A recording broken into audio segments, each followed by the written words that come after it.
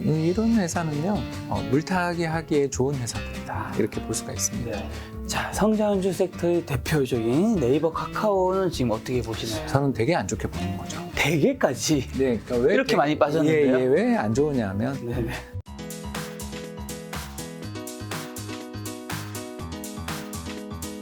네, 체크라고 하셔서 섹터 두 개만 좀 점검하면, 자, 많은 분들이 이제 국민주, 삼성전자, SK하이닉스, 야, 얘네들 지금 물타기해도 되는 건지 아니면 상황 좀 어떤지. 네, 이런 회사는요, 물타기 하기에 좋은 회사들이다, 이렇게 볼 수가 있습니다. 네.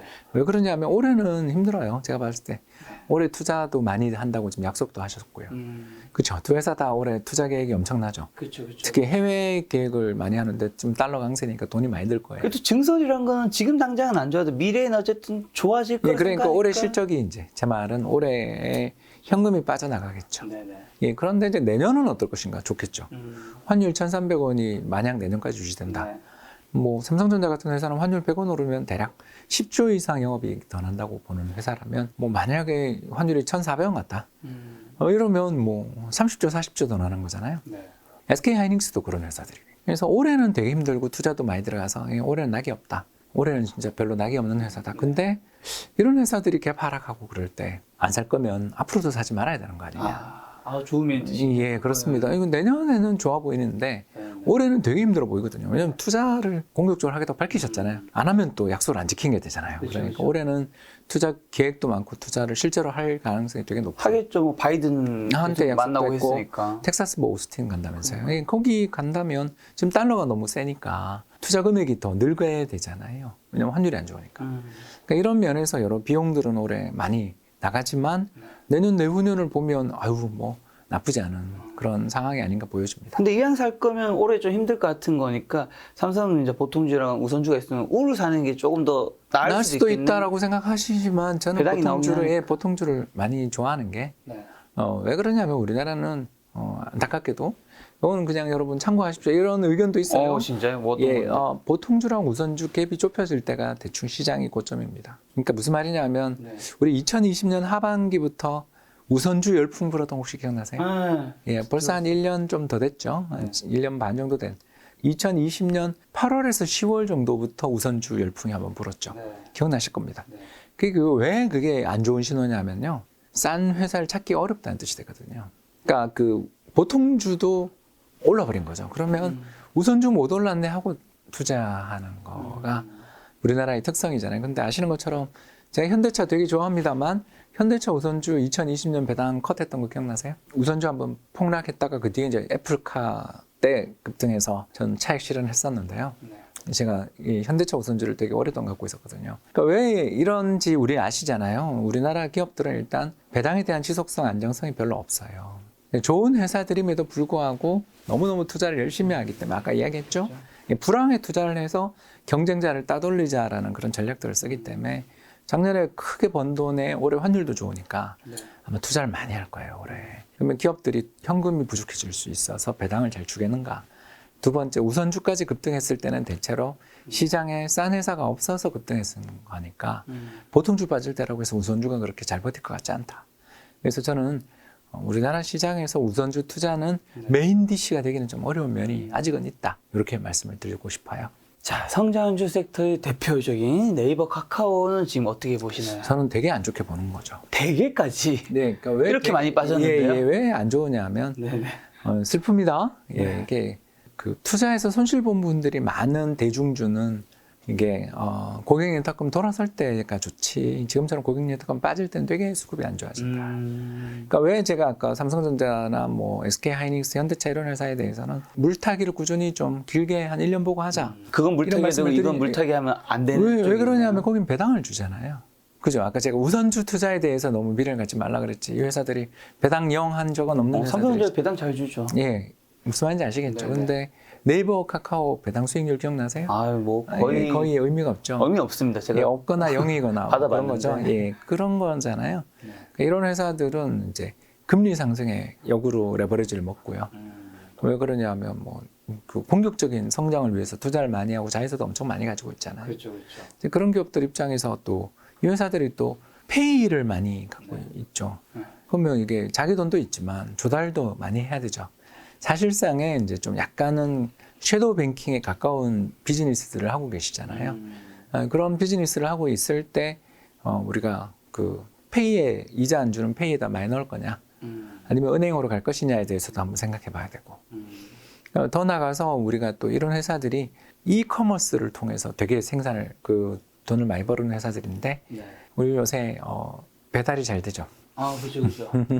오프로 지금 리오픈으로 가는 네. 흐름이잖아요. 저도 어제 소주 한잔 하는데 하도 사람이 많아서 술집에 하도 사람이 맞아, 많아서. 요즘 바깥에 뭐. 예, 그래서 말이 전혀 서로가 말이 안 들릴 정도. 요즘엔 약간 좀 옛날에 많이 시켜 먹었는데 요즘에는 시켜 먹으면 예, 배달비가 너무 비싸니까. 그 뭔 말이냐면 이제 나가서 리오픈으로 가고 있다라는 측면에서 이게 또 언택트 테마였던 측면도 있잖아요. 그래서 싸고 좋은 회사다까지는 맞는데 앞으로 치고 나갈 모멘텀이 있는가? 특히 현대차, 기아차, 삼성전자, SK하이닉스 등등처럼 전체 매출의 대부분이 수출인 것도 아니고, 그러니까 해외에 대한 비전과 미래는 있지만 네. 아직은 내수 위주인데 금리 상승 국면에서 괜찮으냐, 이런 것들을 우리가 좀 질문해 보고 싶은 거죠. 현대차, 기아는 그래도 수출 위주의 회사니까 좀 좋게 보시는 그것도 거 그렇고 달러로 매출이 발생하면 아무리 올해 우리나라 기업들 어렵다 그러더라도 달러로 매출 발생하는 회사들은 환율 급등할 때 당장은 힘들지만 그 내년에도 힘들 거냐를 물어보자는 거죠. 그러면 오늘 이제 박사님께서 지금이 굉장히 힘든 장이지만 이런 장에서 주식을 안 사면 앞으로 주식 투자하기 힘들다는 멘트를 해주셨는데, 그러면 그 뜻은 어쨌든 주식을 지금은 팔기보다는 그래도 사야 하는 타이밍을 말씀해 주신 것 같은데, 지금 만약에 현금 보유가 조금 있으신 분들이라면 그래도 조금 뭐 다 사시면 안 된다고 아까 말씀해 주셨고 현금 보유를 해야 되니까 어느 정도는 어떤 걸 조금 담아야 될까요? 일단 한국 주식, 미국 국채인데 한국 주식은 아까 말씀드린 수출주 앤드 금리 상승 수혜주들을 좀 보자. 네. 그런 이야기를 많이 드리는 거고요. 금리 상승 수혜주라는 게 결국은 금융주, 증권 빼고. 증권을 왜 빼나요? 아니, 증권은 주식 시황에 되게 그치. 지금 안 좋으니까. 거래대금 준다고 아까 우리 김 작가님. 그치. 맞네요. 예, 거기에 대해서 좀 생각을 하셔야 되고, 또 리오픈 아까 이야기했잖아요. 네. 그래서 리오픈 관련되어 있는 기업들은 나쁘지 않을 것 같다. 네. 여기다가 지금 몇 달째 밀고 있습니다만 저는 희망을 걸고 있어요. 건설주에 대해서. 건설주. 250만 원 좀 빨리 해주세요. 발표해 주세요. 제가 또 마음 아픈 물려있는 종목이 나왔죠. 건설주들도 근데 사실 원자재가 너무 올라서. 네, 그러니까 좀 힘든 것 분양가 같은데. 상한제를 빨리 좀 어떻게? 해제하거나 폐지하지 않으면 네. 정말 우리나라 공급을 확대하는 건 말도 안 되거든요. 아니, 둔촌주공 사태를 우리가 봤잖아요. 이게 원가가 올라가서 서로 돈이 안 되는 상황이니까 갈등이 더 심화된 거지 않습니까? 그렇다면 이런 원가 상승의 부담들을 제품 가격에 좀 전가할 수 있게 네. 지금 전부 당첨되신 분들, 청약에 당첨되신 분들만 돈을 버는 구조잖아요. 뭐 로또 당첨 그러잖아요. 온베일리는 뭐 한 채당 10억 남았네 뭐 그러잖아요. 그런 말도 안 되는, 저는 좀 그렇게 생각합니다. 왜 사람들이 돈을 모아서 청약 가점에서 원베일리 당첨되신 분들은 되게 부자잖아요. 그렇죠. 중도금을 대출이 안 되는데 그걸 올 샀다는 현금 거죠. 아닌가요? 올 현금이 아니고 못 사는 걸 샀다. 그럼 부자인데 그냥 애도 많고 부양 가족도 많은데 작은 집을, 그죠? 작은 게 아니면 또 왜냐하면 청약 가점제가 아니니까 청약 가점 100% 가점은 전부 다 국민평형 이하의 작은 평형들인데 대부분 그런 사람들은 죄송합니다. 부잣집 막내 아들들이거나 뭐 현금으로 굉장히 좋으신 분들인 거잖아요. 근데 그런 분들한테는 어마어마한 이익을 주면서 전체적으로 주택 공급을 저해하는 방향으로 좀 가면서 장기적인 주택 시장의 안정을 해치고 있으니까 분양가 상한제를 하루빨리 폐지 혹은 완화했으면 좋겠다. 그리고 두 번째, 주택 공급 확대 정책들은 구체적으로 좀 어떤 면에서 나올지 가이드라인이 좀 나왔으면 좋겠다라는 거고요. 이게 나올 거라고 저는 믿고 있다 보니까, 원장관님 믿어요. 믿고 있다 보니까 건설주 힘들어도 그래도 미래가 좀 있는 쪽 아니냐라면서. 여기서 원장관님 원희룡 장관을 말씀하신 거겠죠? 국토교통부. 뭐 여러 원장관님이 있을 수 있겠죠.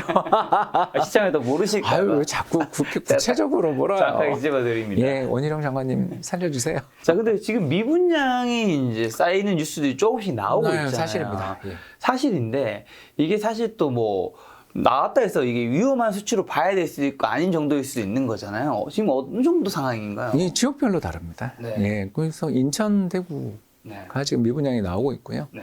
앞으로 좀 약간 리스크 있는 지역을 굳이 이야기하라면 뭐 부산. 부산. 이 지역들의 특성이 이제 공급이 좀 있습니다. 네.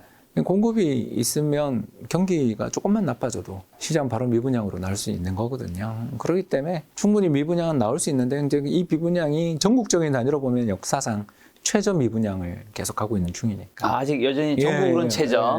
역사상 최저 레벨이죠. 네. 거기다 서울, 뭐 경기 이쪽은 또 뭐 더 없고요.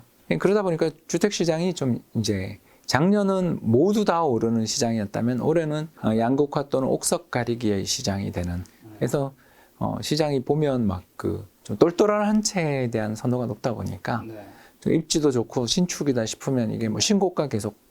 그래서 이번에 나온 KB 그 리딩 단지인가요? 50단지 있습니다. 전국을 대표하는 대단지 50개의 가격은 뭐 급등세잖아요. 근데 뭐 전월 대비 주택 가격 상승률은 거의 제로 수준이고 네. 이런 양극화가 벌어지는 거죠. 재밌죠. 근데 정말 시장이 무서워요. 와, 어떻게 이렇게까지 이 비싼 단지가 오르나 싶을 정도인데 네. 비해서 거래량도 확 줄고 실제로 서울이라고 하더라도 일부 구는 빠지잖아요. 그렇죠, 그렇죠. 그러니까 이런 게 작년은 이제 반대로 왔었잖아요. 작년은 서울 강남이 제일 못 올랐고 네.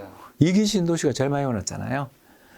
이기 신도시 지역들이 제일 많이 올랐거든요. 뭐 강화, 김포, 저기 인천, 영종도부터 저기 검단 그렇지 않습니까? 그리고 양주 옥정, 그리고 다산, 뭐 저기 뭡니까? 남양주에 아무튼 있는 여러 신도시들부터 당장 남쪽으로 또 내려가 보면 동탄에, 시흥에, 안산에 뭐 어마어마하게 올랐잖아요. 앞에 상승률이 3위였거든요. 30%대씩 오르고 그랬는데 그 지역들이 좀 차익 실현 매물이 나오는 반면 상대적으로 지금 또 양도세 중과를 완화해 주면서 다주택자들이 집을 좀 팔 수 있게 만들어 주면서 그 집을 팔아서 똘똘한 한 채로 모으는 이런 기분이 좀 듭니다. 근데 지금 이 현상을 가지고 누군가 이런 얘기 하더라고요. 한쪽에서는 강남이 신고가 치니까 똘똘한 한 채 이 분위기 계속 갈 거잖아요. 계속 신고가를 강남이라든가 이런 일부 지역은 칠 것이다 하는 분들이 있고 어떤 부분들은 지금 강북이든 뭐 지금 송파도 빠지고 있다. 여기 빠지는데 결국 그 분위기가 강남까지 안 갈 거 아니야. 강남도 결국 빠질 수밖에 없다. 약간 좀 대립되는데. 경기 전망 차이 같은데요. 스태그플레이션이 와서 세계 경제 결국 망가지고 미국도 마이너스 성장한다라고 보면 그럼 다 박살이죠. 이거 후자가 맞죠. 네. 그런데 그런 것까지는 저는 안 보는 쪽이니까 경기 좀 나빠진 건 사실인데 네네. 지금 그 인플레이션에 대해서 지난번 편에서 제가 말씀드린 것처럼 항공 요금 저렇게 올라가는데 경기가 망가진다라고 보기는 이건 부자들이 돈 쓰는 중인데 결국 경기 과열에 따른 인플레에서 네. 집값이 다 폭락하는 걸 본 적이 있냐? 그냥 작년에 너무 급등한데 차익 실현 매물에 똘똘한 한 채 흐름이 이어져서 올해는 저는 그래서 인플레는 못 이긴다. 근데 그렇다고 해서 빠지려고 보니 공급도 너무 없고 명목 GDP도 뭐 엄청 오르고 그래서 얼마 전 발표된 1분기 가계 동향 조사 보고가 있는데요.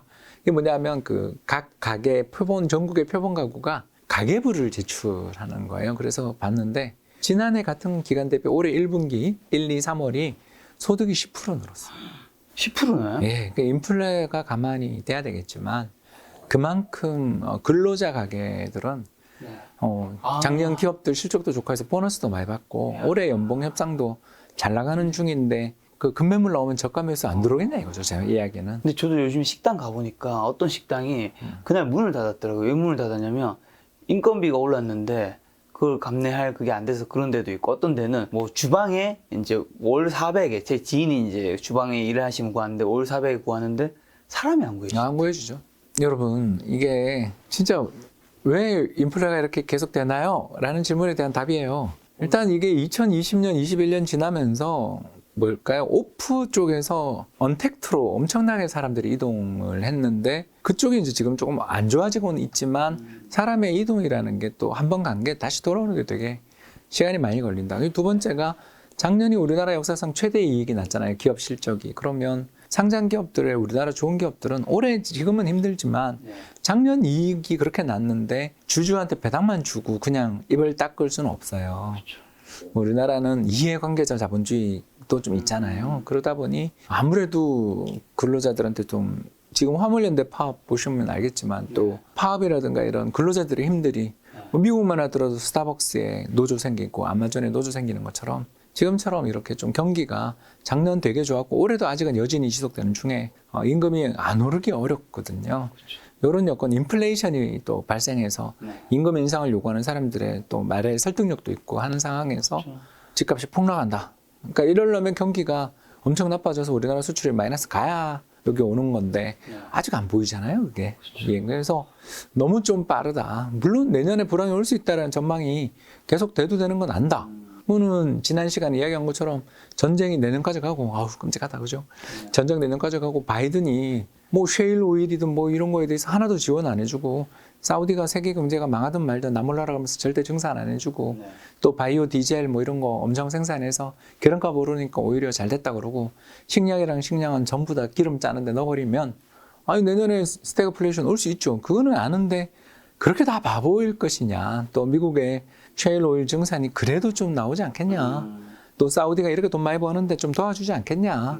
그러니까 너무 비관적인 것만 보면 스태그플레이션이 가는 건데 꼭 그렇게만 볼 요인이 있냐.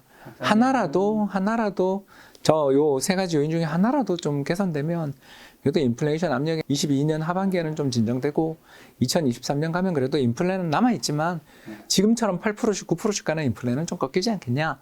이 정도 되면 연준이 금리 인상 안 하고 동결로 가면 굳이 그렇게 또 뭐 강력한 경기의 침체 붕괴가 꼭 올 거냐 이런 이야기를 하는 거죠. 박사님은 지금 상황을 뭐 그렇게 좋게 보진 않지만 또 뭐 내년이나 그때 뭐 경기 침체까지 뭐 우려할 정도로까지는 그래서 생각하지 않으시는 90년 그 걸프전 때랑 비슷하지 않냐. 아, 걸프전. 예. 저 너무 오랜만에 듣어요. 언제였어요? 1990년, 91년인데요. 제 초등학교 때다. 예, 그때 이제 국제유가가 10달러가 40달러 됐어요. 전쟁 날 때. 지금처럼 됐죠. 우리 재작년에 뭐 국제유가 마이너스 30불이 지금 120불이니까 그때만큼 올랐죠, 그죠? 그때만큼 오르고 또 전쟁의 승패가 다국적군이 그 사막의 폭풍 작전 하기 전까지는 미국이 질 수 있다는 전망도 되게 많았죠. 그래서 지금처럼 우리가 다 느끼는 것처럼 전쟁에 대한 예측들 진짜 전문가 믿으면 안 된다라는 걸 그때 제가 많이 느꼈는데 러시아가 뭐 이거는 3일 거리다, 일주일 거리다 그랬는데 지금까지 전쟁하고 있잖아요. 100일이 지났는데 이런 것들 보면 하는데 문제는 이제 이 전쟁이 시장에 주는 충격은 그때도 되게 컸어요. 1990년에 굉장히 컸는데 1년쯤 지나고 보니까 결국 사람들이 그런 거에 적응하고 또 에너지 소비도 줄이려고 노력하고 그리고 전쟁도 이제 미국이 참전해서 하니까 금방 끝나고 그렇게 계속 불타던 쿠웨이트의 유정 화재들도 또 진정되는 가운데 국제유가가 다시 7불까지 가거든요. 그러니까 그런 일들이 벌어졌었어요, 예전에. 지금이 100% 걸프전처럼 간다. 뭐 이렇게 비교하기는 어렵지만 적어도 전쟁에 지금 공포를 부각시키며 경제를 끝없는 인플레로 몰고 가는 요인 세 가지인데 이 세 가지가 계속 간다라고 하면 안 되는 거지만 설마 그렇겠냐. 그렇죠. 좀 낙관적으로 저는 볼만한 부분도 있지 않냐. 이 말씀 드리는 거죠. 그럼 이렇게 양극화가 심해진 부동산 시장에서 좀 특히 좀 조심해야 되는 아파트는 좀 어디였던 걸까요? 작년에 급등한데 좀. 작년에 급등한데. 네, 그 전에 뭐 미분양이 있고 또는 되게 거래가 잘 안 되다가 갑자기 몇 건 안 되는 거래로 급등했던 지역들은 차익 실현하고 싶지 않겠어요? 그렇죠. 그리고 차익 실현 매물이 나올 가능성이 높은 그런 지역들이 꽤 보입니다. 그래서 좀 구체적으로 힌트를 드리자면 큰 지역으로. 예, 작년에 시군구별로 네. 30% 이상 올랐던 지역들은 조심하자. 그러니까 몇 년 전에 세종이 44% 오르고 이렇게 고생하잖아요. 예, 여러분 그렇습니다. 너무 단기에 급등하면 차익 실현 매물이 안 나올 수 없다. 그렇죠. 이 말씀을 꼭 드리고 싶습니다. 박사님이 이제 점심 시간에 이제 배가 고프셔서 배에 꼬르륵 거리고 계셔서 제가 마지막 좀 요거 한 개만 드리고 오늘 방송 마치도록 뭐 하겠습니다. 끝내지 그걸 또 마지막을 하나 더 해요. 자, 지금 시대에 만약에 2022년에 박사님께서 20대로 돌아가신다면 투자에 있어서 이것만큼은 준비하겠다라는 게 뭐 하나 정도 있을까요? 예, 차 안 샀을 것 같고요. 아, 그렇죠. 아무래도 목돈이 들어가 버리니까. 예, 그래서 차 안 사고 그 돈으로 한국 주식, 미국 국채 반반 투자 시작했을 것 같아요. 그랬으면 와 정말 네. 더 좋은 차를 네. 또 더 좋은 집에서 이렇게 지하 주차장 있는 집에서 살지 않았을까. 아, 한국 주식과 미국 국채라고 하면 이제 미국의 투자는 좀 정해져 있고 그럼 한국 주식은 조금 어떤 포트를 그냥 위주로? 뭐 코스피 200 TR 같은 것부터 네. 일단 종목을 고르는 눈이 없잖아요. 20대. 아, 20대니까. 그래서 일단 인덱스를 좀 사놓고 네. 자기가 일하는 업종 산업에 대해서 좀 잘 알게 되면 저는 그래서 그때 주식에서 제가 제일 잘하는 산업이 뭐냐 어떤 분이 물으시면 보험업을 제가 좀 잘 알거든요. 보험 산업을. 그래서 보험사 중에서도 특정한 어떤 보험사 주식을 지금까지 한 4번인가 5번 매매해서 한 번도 실패해 본 적이 없는 보험사가 있어요. 왜 그렇게 되냐 하면 그 보험사에 대한 관심을 은행이랑 증권을 오랫동안 다녔으니까 그렇죠. 계열 보험사에 대한 사정도 좀 알게 되고 하다 보니까 보험사 투자를 좀 하게 되더라고요. 그러면서 정말 예전에 이런 종목들 투자해서 실패해 본 적이 없었어요. 그런 것처럼 자기가 잘 아는 분야, 자기가 종사하는 분야에서 점점 더 잘 알게 되면 그때 종목 늘려나가면 되지 않을까 생각합니다. 지금 장에서 이제 많은 시청자분들이 어쨌든 굉장히 힘들잖아요. 힘들면서 어떻게 보면 아까 그 박사님께서 말씀해 주신 이제 근로에 이제 집중하라고 하셨는데 또 근로가 주식 시장과 부동산 시장이 힘들면서 약간 집중하기 힘들고 힘들죠. 약간 양쪽 다 애매해지는 상황이 있는 분들에게 박사님께서 그냥 한마디 응원 메시지만 주신다면. 여러분 또 시간이 지나가고 나면 그때 살 걸 그랬지 그럴 수 있습니다. 왜냐? 1년 지나면 PBR 0.8배대가 된다. 우리나라 역사상 0.8배 됐을 때 5번밖에 없었고요. 이 5번이 아까 오늘 제가 힘들었다고 하는 시기들하고 다 겹칩니다. 그래서 9.11 테러, 2008년 글로벌 금융위기, 그리고 또 2015년 중국 위엔화 평가절하 할 때, 2018년 미중 무역 분쟁, 2020년 코로나 팬데믹이잖아요. 지금 또 그 레벨을 향해 가더라고요. 근데 그 뒤에 1년, 2년 지나서 시장 어땠는지 한 번만 더 역사 속에 공부해 보시면 좋지 않을까 생각됩니다. 네, 그 속에서 많은 분들이 좀 힘든 투자 심리 좀 위안 좀 받으셨으면 좋겠다는 생각이 들었습니다. 오늘 만남의 손님은 홍슈 박사님이었습니다. 지금까지 여러분 소중한 시간 함께 해주셔서 정말 감사합니다. 오늘도 금작가였습니다. 고생 많으셨습니다. 감사합니다.